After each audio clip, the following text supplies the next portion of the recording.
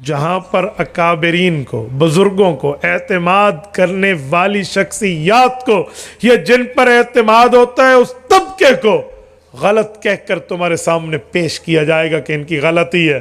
تاکہ پچھلے گمراہوں.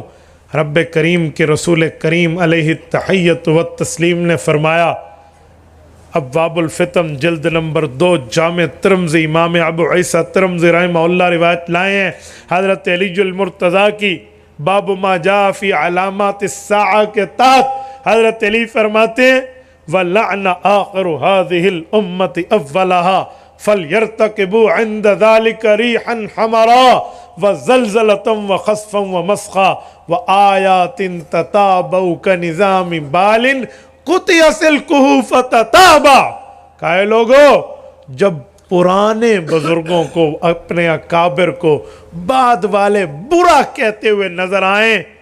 یاد رکھنا فَلْيَرْتَقِبُوا عِنْدَ ذَلِكَ رِيحًا حَمَرًا، پھر یہ نہ پوچھنا ہمارے اوپر سرخ آندھیاں کیوں آ رہی ہیں،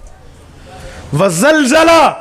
زلزلے کیوں آ رہے ہیں، وَخَسْفَا زمین میں دھسایا کیوں جا رہا ہے، وَمَسْخَا حالات کے چہرے کی شکل مسخ کیوں کی جا رہی ہے،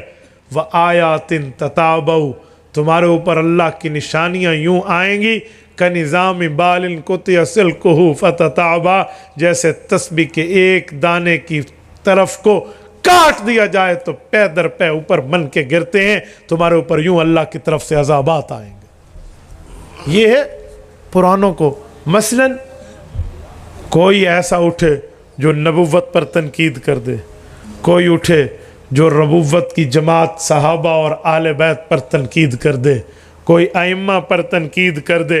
اعتراض کر دے، اور آج کا بندہ پریشان ہو کر اس کی بات کو ایکسیپٹ کر لے، تو حضرت علی والا یہ روایت کا مسئلہ پورا ہو جائے گا کہ وَلَعْنَ آخِرُ هَذِهِ الْأُمَّةِ أَوَّلًا. یہ آج کا بندہ اپنے بڑوں پر یوں لان تان کر رہا ہے.